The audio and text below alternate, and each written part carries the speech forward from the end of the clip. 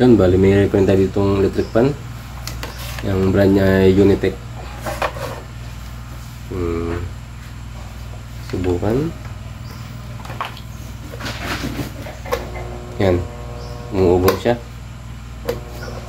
2, 3. Bali, umuugong lang yung kanyang motor. Subukan natin. 1.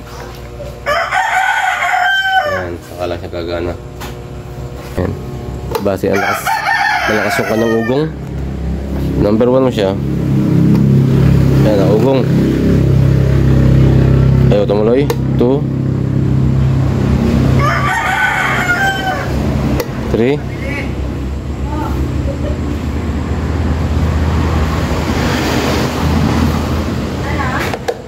Yan.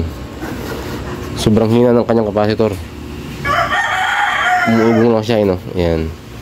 Kasi ang lambot naman ng shafting niya. Ibig sabihin, pag ganito, kapasitor to. Yan, yan ang brand niya.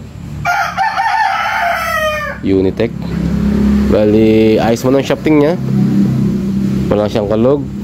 Ang problema niya ay kapasitor yan, malamang. Kaya, tirahin natin.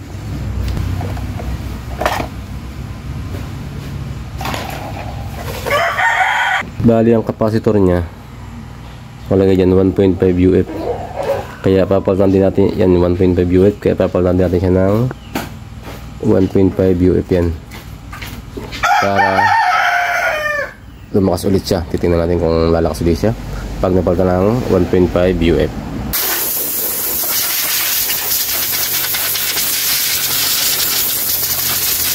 .5 yung original, pero ang kakabit ko sa kanya ay ito 1.7, kasi wala na akong stock na 1.5 eh.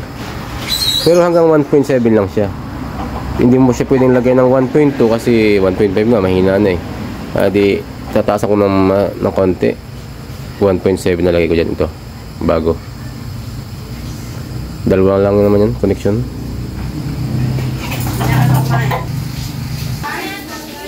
Yan, bali nilagay ko muna dyan, hindi ko pa nahihinang. Susubukan ko muna siyang paanda rin.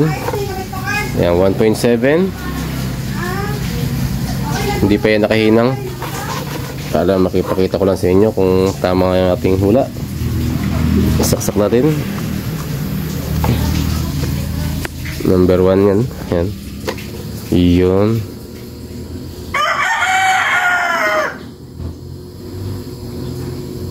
Two. Ayos. 3. Ayos. Kapasitor na sira. Kaya ang gagawin natin ay hihinangin ko na to. Yun, bali ito na. Hinang na natin yung 1.7 UF. Nililinisan natin. Kaya ang ito ang resulta. Testing. Yun, dati kaninang hindi umiikot, lakas na. Nagsuswing pa. 1, 2, 3. Ayos. Lakas na.